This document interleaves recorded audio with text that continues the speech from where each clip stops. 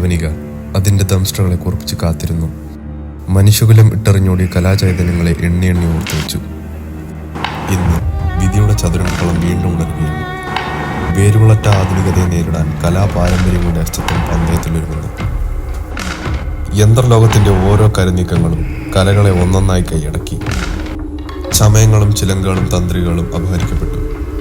സർവസ്വം നഷ്ടപ്പെട്ട് നിരായുധരായവർ സിരകളിൽ പടരുന്ന അഗ്നിയിലൂന്നി ഒരു അന്തിമ പോരാട്ടത്തിനൊരുങ്ങുന്നു. ഒടുക്കം സർവസ്വരൂപമായ അസ്തിത്വത്തെയും ബലിപീഠത്തിൽ അർപ്പിച്ചുകൊണ്ട് സകലതും വീണ്ടെടുക്കുവാൻ ഒരു അമരയുദ്ധം.